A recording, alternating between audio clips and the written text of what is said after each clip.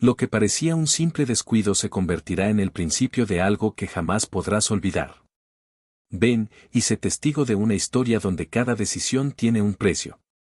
Una lluviosa noche, en el año 2012 en California. El taxista condujo en silencio hasta que dejó a su último pasajero, y entonces lo vio. Un maletín negro, cerrado, sin marcas, como si lo hubieran dejado a propósito. Lo llevó a casa, dejándolo en un rincón, sin darle importancia. Pero con cada día que pasaba, su presencia parecía crecer.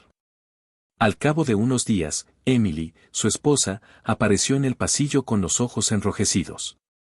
Llamaron del hospital, dijo con voz rota. Es sobre Michael. Daniel sintió que el corazón le golpeaba contra las costillas. Afuera, la lluvia seguía cayendo, pero dentro, el silencio era más pesado que cualquier tormenta. El teléfono sonó antes de que amaneciera. La voz de la doctora Elizabeth Raines tenía esa mezcla de frialdad profesional y compasión ensayada que Daniel conocía bien. Había hablado con ella muchas veces desde que Michael, su hijo de 5 años, fue diagnosticado con una rara cardiopatía congénita. Pero esa mañana, cada palabra pesaba como plomo. Daniel, el corazón de Michael no puede esperar más. La operación debe hacerse en las próximas semanas o... La frase quedó suspendida en el aire. ¿O qué? Preguntó él, aunque ya conocía la respuesta. ¿O no habrá operación que lo salve? Daniel colgó sin decir nada. Emily estaba sentada en el borde de la cama, abrazándose a sí misma. La luz gris que entraba por la ventana apenas iluminaba la habitación, y en ese momento, Daniel sintió que todo se le desmoronaba. El seguro médico apenas cubría una fracción de los costos. Los ahorros se habían agotado el año anterior, en la última hospitalización. Y la cifra final que el hospital exigía parecía imposible, $400,000. En la cocina, mientras intentaba beber un café que sabía a agua amarga, su mirada se desvió hacia la mesa del comedor. Bajo la toalla, seguía allí el maletín. No lo había tocado desde aquella noche lluviosa. Durante esos 2 días, había intentado ignorarlo, pero su presencia parecía crecer. Cada vez que pasaba cerca, sentía un cosquilleo en las manos, una pregunta sin respuesta. ¿Qué había dentro? ¿Documentos, herramientas, ropa, o algo más? Esa tarde, cuando Emily y Michael dormían la siesta, Daniel se sentó frente al maletín. Lo giró lentamente, escuchando cómo algo pesado se desplazaba en su interior. El metal del cierre estaba frío al tacto. Respiró hondo, cerró los ojos y, por un instante, estuvo a punto de abrirlo. Pero no lo hizo. Todavía no. Se levantó de golpe, como si huir de la mesa fuera suficiente para apagar esa inquietud.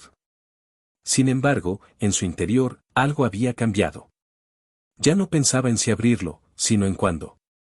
Esa noche, mientras Michael tosía en sueños y la lluvia golpeaba de nuevo las ventanas, Daniel decidió que al amanecer conocería la verdad.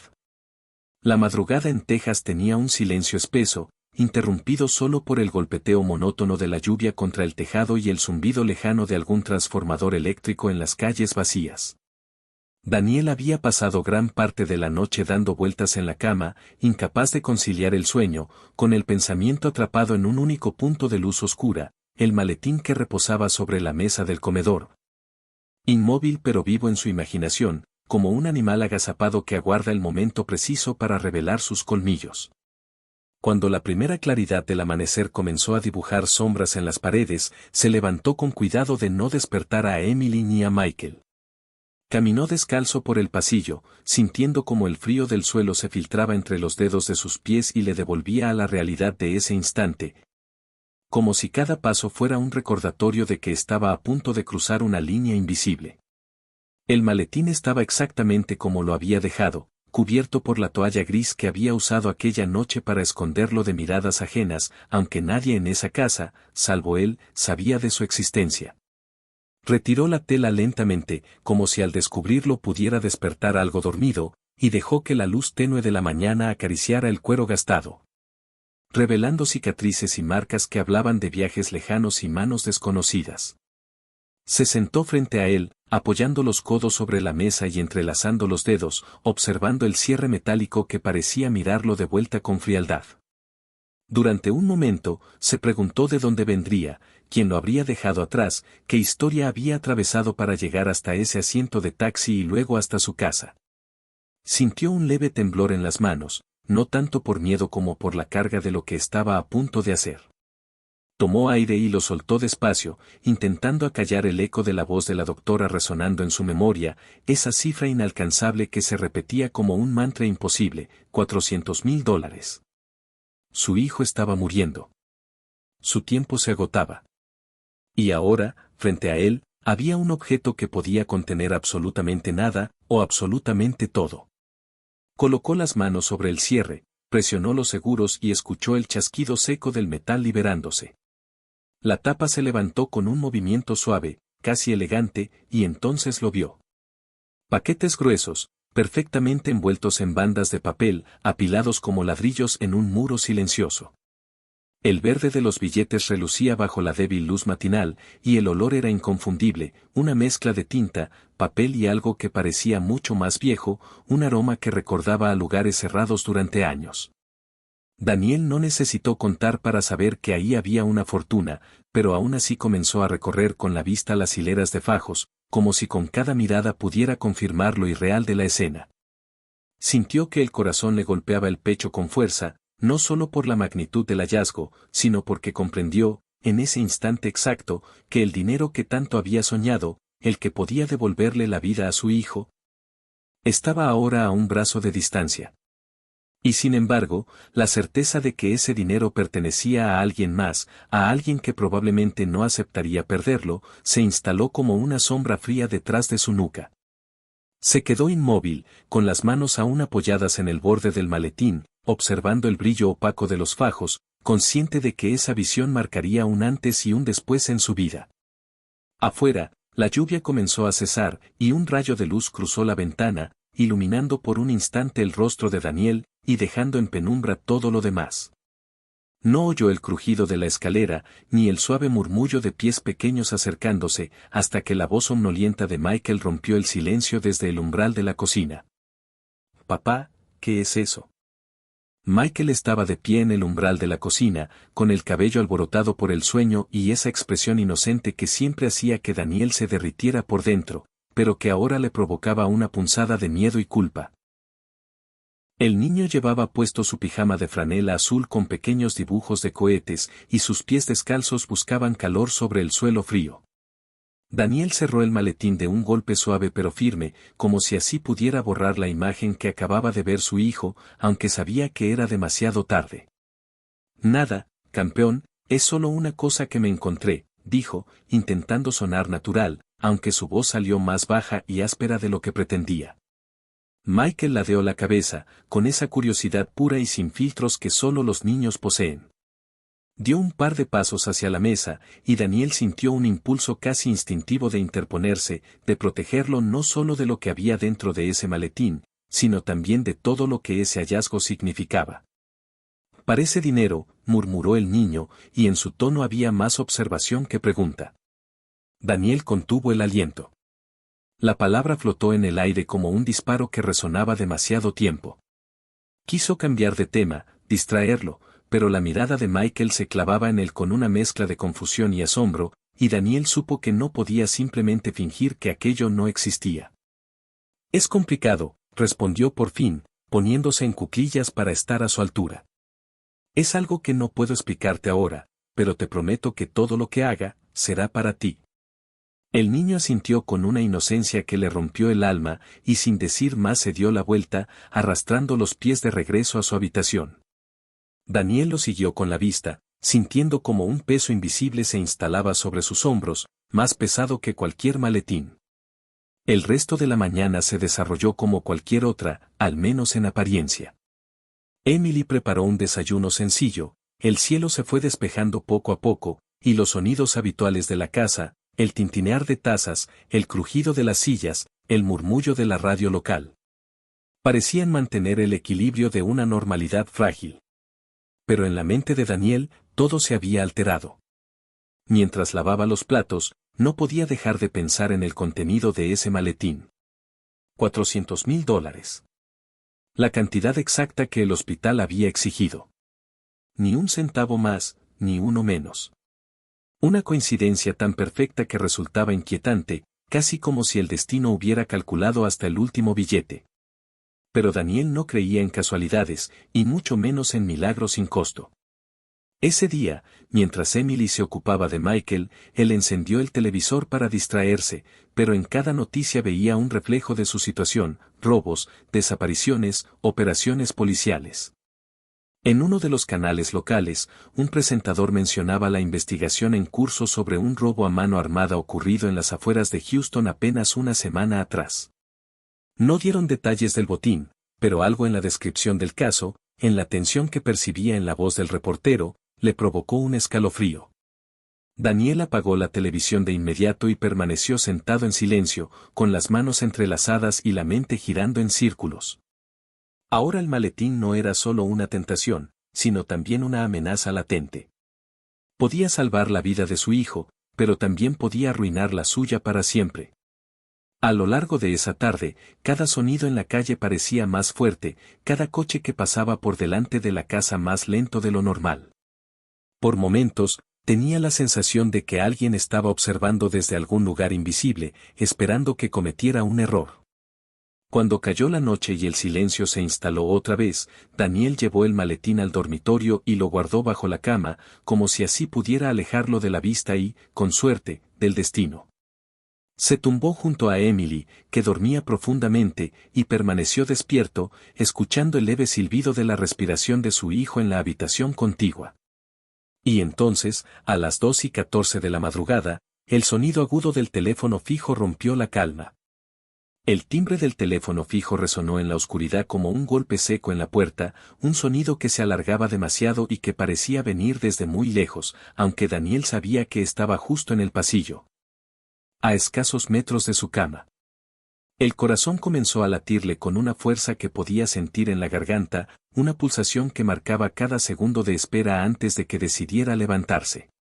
Emily se removió levemente entre las sábanas, pero no despertó. La respiración acompasada de su esposa le sirvió de recordatorio de que, fuera lo que fuera, no debía alarmarla. Avanzó descalzo por el suelo de madera que crujía en los lugares donde siempre crujía, pero esa noche cada pequeño sonido parecía amplificado, como si la casa entera estuviera escuchando. La penumbra del pasillo lo envolvía, interrumpida solo por el destello intermitente del identificador de llamadas en la base del teléfono. No mostraba ningún número. Daniel levantó el auricular con la mano izquierda, dejando la derecha libre por pura costumbre nerviosa, y llevó el teléfono a su oído sin pronunciar palabra. Como si al no hablar pudiera retrasar el momento en que la realidad se presentara. Del otro lado, un silencio prolongado, denso, en el que apenas se distinguía un leve murmullo de estática, como cuando una radio intenta captar una señal lejana. Finalmente, una voz grave, modulada y sin acento reconocible, irrumpió en la línea con una calma que resultaba más perturbadora que cualquier grito. «¿Se lo llevó usted?» Daniel sintió que la sangre le abandonaba el rostro. No preguntó qué se había llevado, en lo más profundo de su mente, ya lo sabía. Intentó decir algo, pero su garganta estaba seca, y apenas logró emitir un sonido que se perdió en la conexión. La voz continuó, con el mismo tono controlado, como si estuviera leyendo de un guión que ya había repetido antes.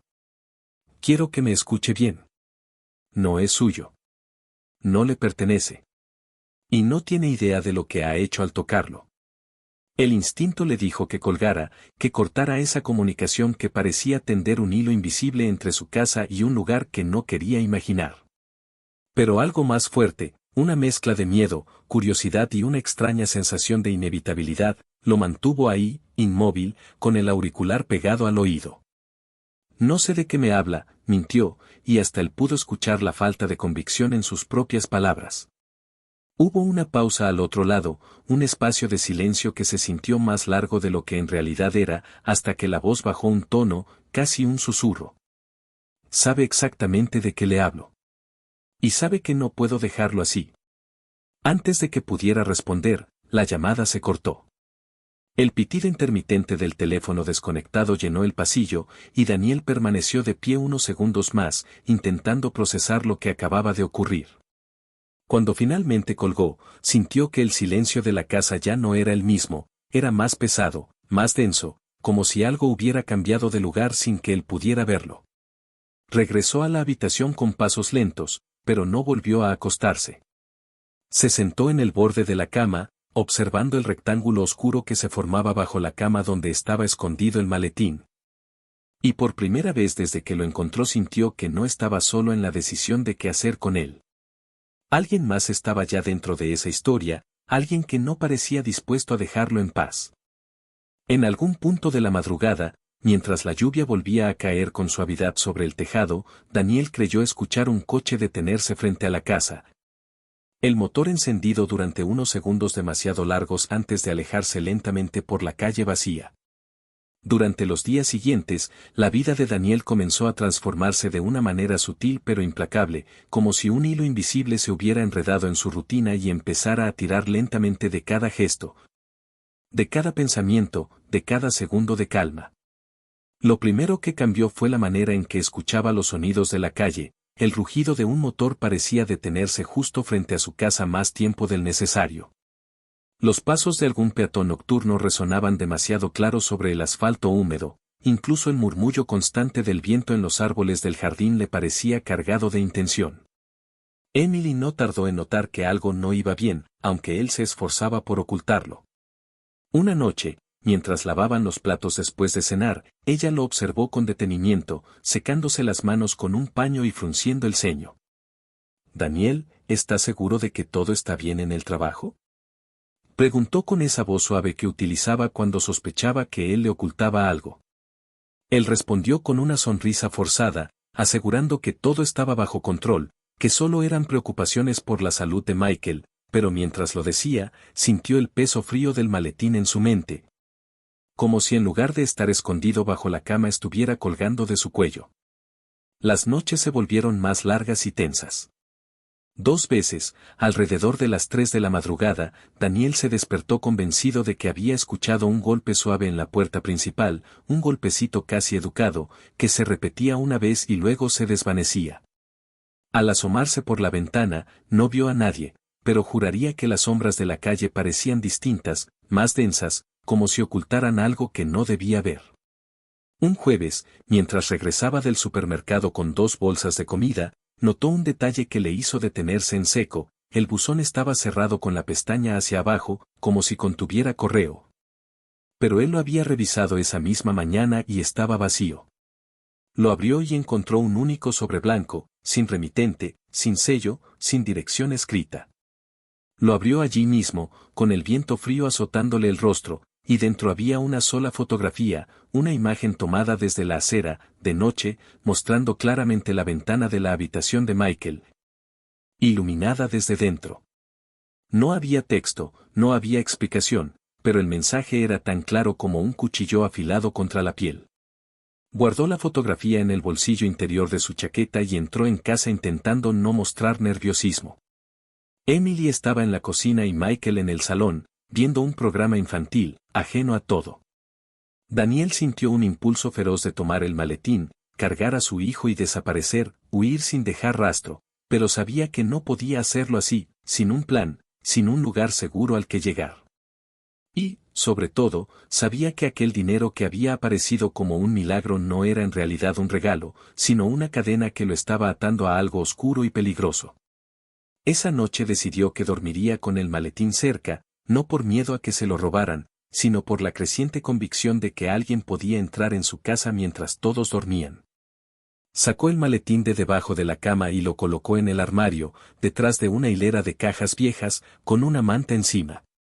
Sin embargo, alrededor de las 4 de la mañana, se despertó de golpe, con la sensación clara y precisa de que había escuchado el sonido inconfundible de una puerta abriéndose en algún punto de la casa. Se levantó sin encender la luz, moviéndose despacio, conteniendo la respiración, y cuando llegó al pasillo percibió un olor sutil, extraño, que no pertenecía a su hogar, una mezcla de tabaco y algo metálico. Como sangre seca. No encontró a nadie, pero al entrar en el dormitorio comprobó que el armario estaba entreabierto y que la manta que cubría el maletín había caído al suelo. El cierre seguía intacto. Nada, en apariencia, había cambiado. Pero al colocar la manta de nuevo, notó que el maletín pesaba un poco menos. La mañana siguiente amaneció con un cielo plomizo que parecía aplastar la ciudad entera bajo una cúpula de nubes bajas y densas, y aunque el aire estaba quieto, Daniel sentía que todo se movía a su alrededor con una lentitud inquietante, como si el tiempo hubiera decidido estirarse para obligarlo a vivir más despacio cada minuto de ansiedad.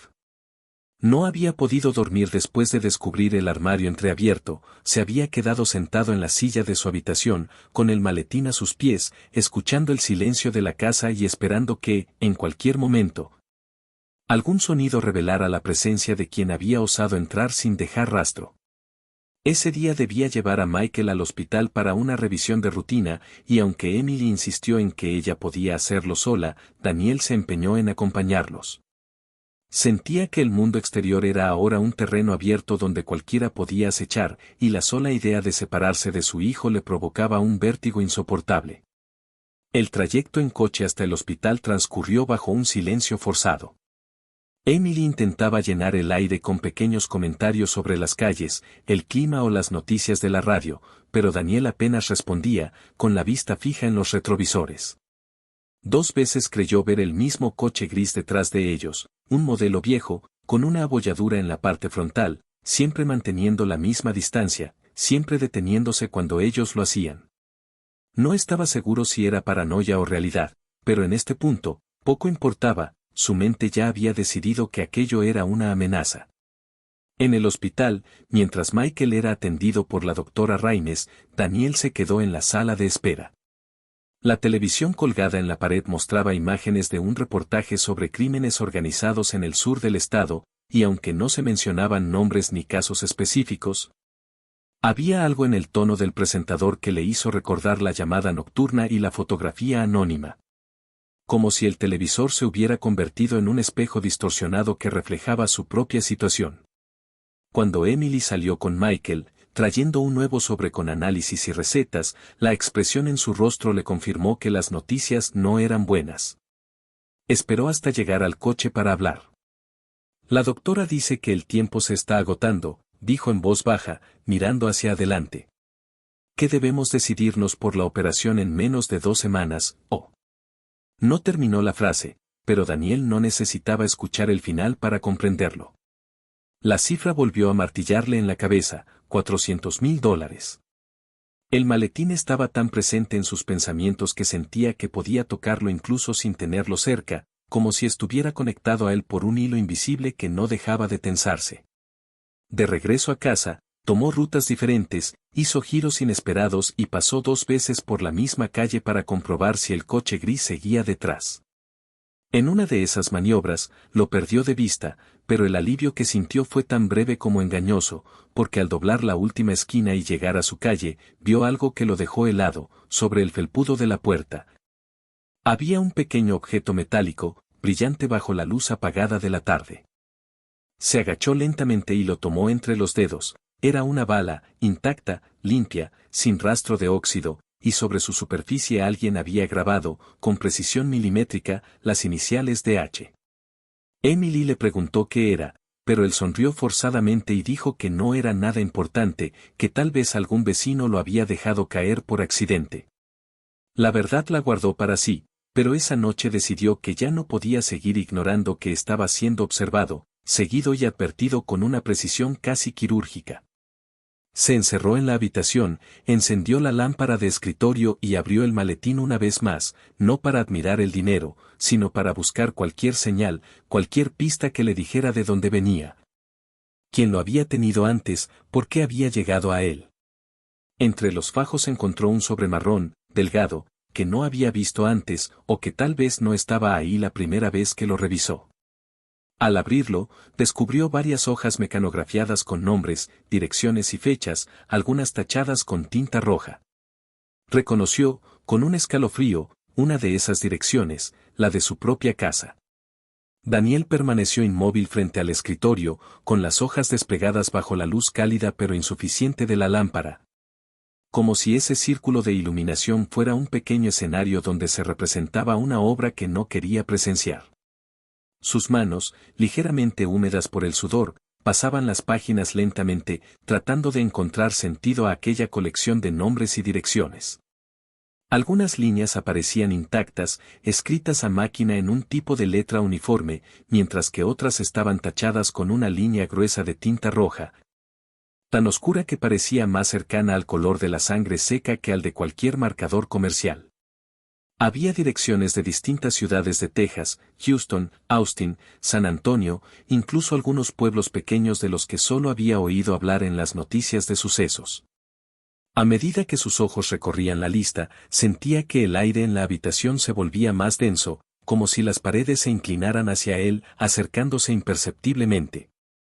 Y entonces, casi al final de la tercera hoja, lo vio: Harper, Daniel 2138 Oak Lane, Houston, Texas. La fecha al lado de su nombre era la del día en que había encontrado el maletín.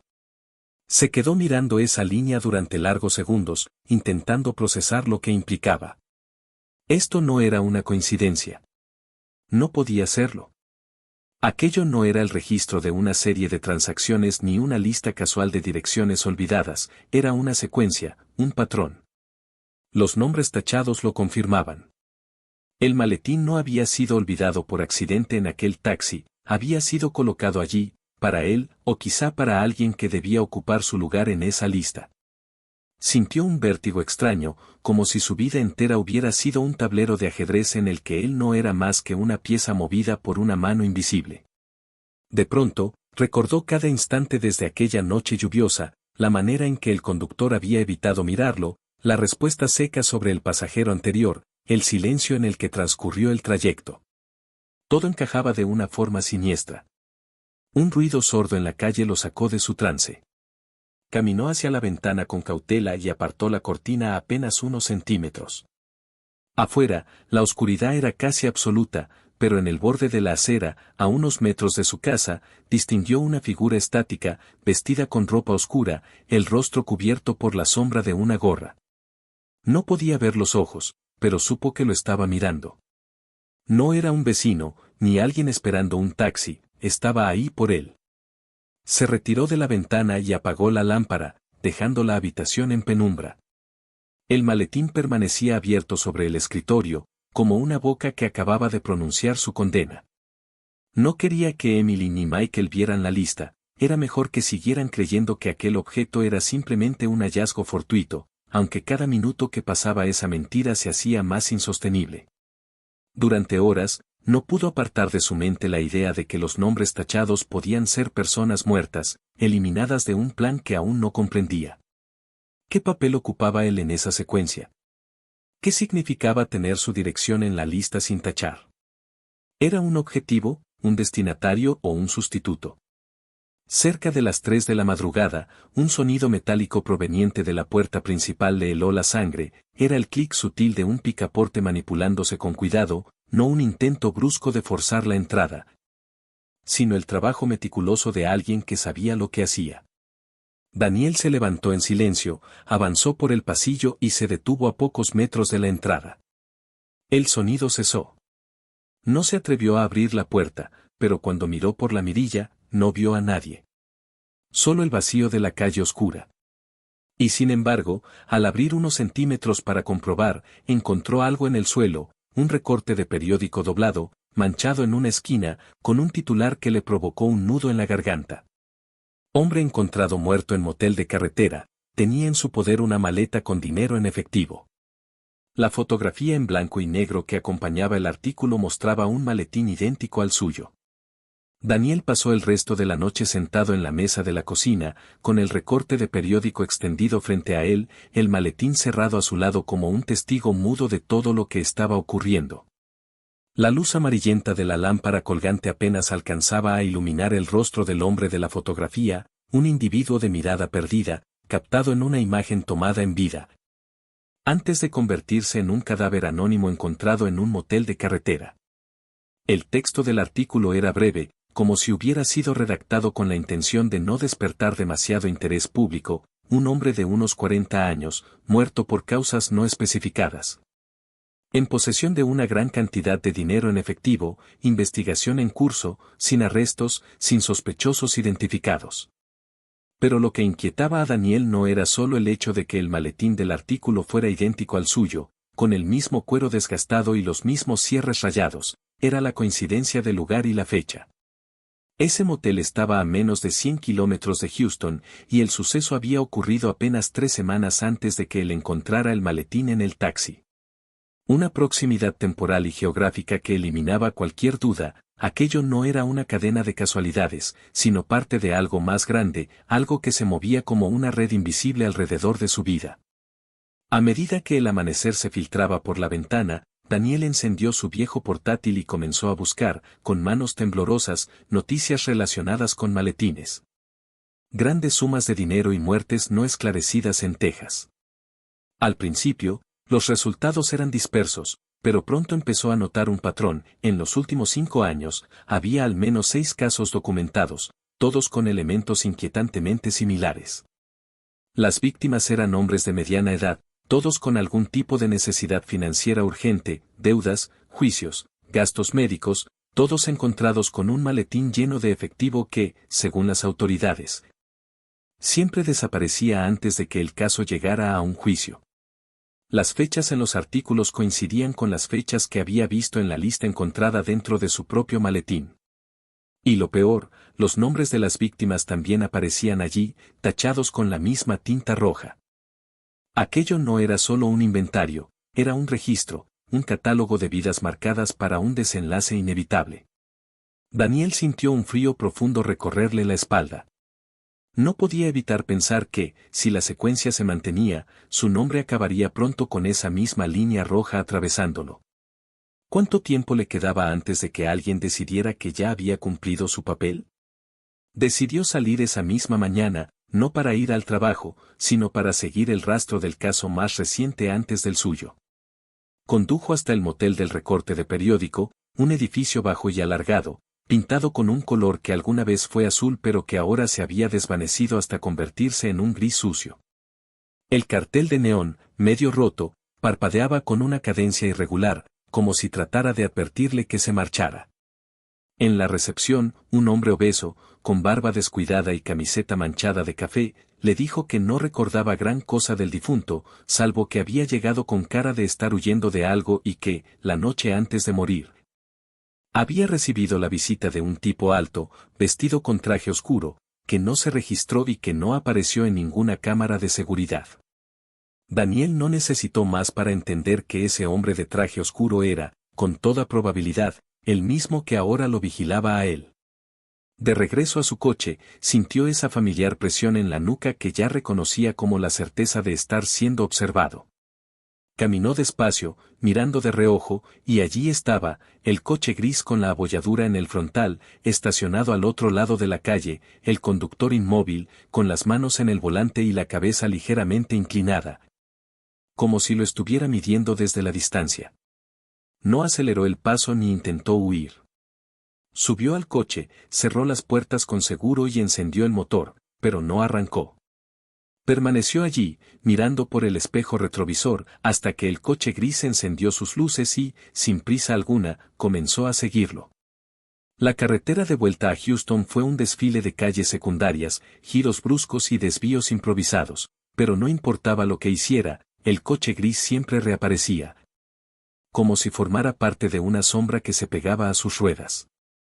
No hubo contacto directo, no hubo amenaza verbal, solo esa persecución silenciosa, constante, que acabó por erosionar sus nervios. Cuando por fin llegó a casa, Emily y Michael estaban en el jardín, jugando con una pelota. Daniel intentó sonreír, pero su mirada se fue más allá de ellos, hacia el final de la calle, donde el coche gris estaba detenido una vez más, su motor encendido, sin moverse. No sabía cuánto tiempo más podría soportar esa vigilancia antes de romperse. Y lo que era aún más inquietante, empezaba a sospechar que, de alguna forma, todo esto no tenía como objetivo solo el maletín, sino a él y a su hijo. La noche cayó sobre Houston con una densidad extraña, como si las nubes bajas y el calor residual del día se hubieran aliado para encerrar a la ciudad en una especie de cápsula donde el tiempo se movía más lento, casi detenido. Desde la ventana de la sala, Daniel observaba la calle con los brazos cruzados, sintiendo como cada sombra se estiraba hasta rozar los límites de su jardín. El coche gris estaba allí de nuevo, en el mismo lugar que las noches anteriores, pero esta vez con el motor apagado y las luces fundidas, inmóvil como un animal que aguarda la orden de atacar. Michael dormía en su habitación, respirando con dificultad por la debilidad creciente de su corazón. Emily se había quedado dormida en el sofá, agotada tras un día de citas médicas y discusiones veladas sobre cómo iban a encontrar el dinero para la operación. En la penumbra, el maletín descansaba sobre la mesa del comedor, abierto, sus fajos de billetes reluciendo bajo el parpadeo intermitente de la lámpara, como si supieran que estaban a punto de decidir su destino. Daniel lo miraba y sentía que ya no era solo una suma de dinero, sino una trampa cuidadosamente diseñada. Recordó la lista con los nombres tachados, la fotografía de la ventana de su hijo, el recorte de periódico con el muerto del motel. Recordó también la voz al otro lado del teléfono, fría y calculada, advirtiéndole que no le pertenecía. Todo encajaba, el maletín no era un accidente, ni siquiera un regalo envenenado.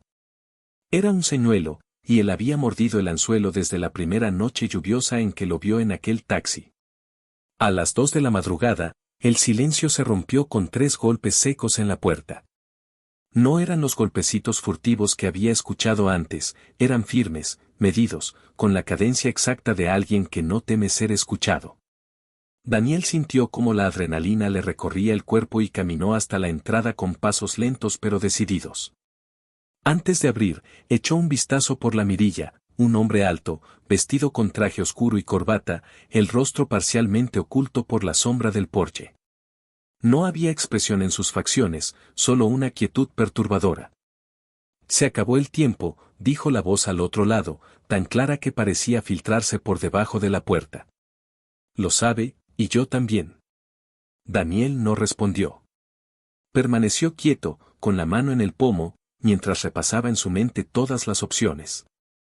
Si entregaba el maletín, quizá protegería a su familia, pero condenaría a Michael a la muerte segura que ya le había prometido la doctora. Si se quedaba con el dinero, podría pagar la operación, pero también abriría la puerta a una persecución que acabaría tarde o temprano con él o con los suyos. No había camino que no estuviera cubierto de espinas. El hombre del traje no volvió a golpear, simplemente esperó. Esa espera fue peor que cualquier amenaza. Daniel dio un paso atrás, tomó el maletín y, sin cerrar la puerta, caminó por el pasillo hasta la habitación de su hijo. Encendió la pequeña lámpara junto a la cama y se sentó en la silla, observando el rostro pálido y frágil de Michael. El niño se movió ligeramente, murmuró algo ininteligible en sueños y volvió a sumirse en ese descanso superficial que era más agotamiento que sueño real. En ese momento, Daniel entendió que la respuesta no estaba en la supervivencia propia ni en el miedo al hombre del traje. La respuesta estaba en el hecho de que, pase lo que pase, su hijo debía tener una oportunidad de vivir, incluso si eso significaba que él tendría que desaparecer para garantizarlo. Se levantó, dejó el maletín sobre la cama, junto a Michael, y buscó un papel y un bolígrafo. Escribió una carta breve pero cargada de un amor desesperado, pidiéndole a Emily que usara el dinero para la operación y que, pase lo que pase, no intentara buscarlo. Sabía que, una vez saliera de esa casa con el hombre del traje, no volvería. Cuando volvió al salón, el visitante seguía allí, en el umbral, como si supiera que la decisión ya estaba tomada.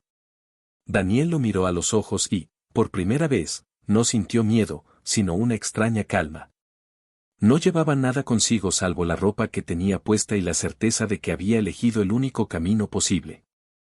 Cerró la puerta tras él, y el coche gris arrancó en silencio, deslizándose por la calle oscura hasta fundirse con la noche.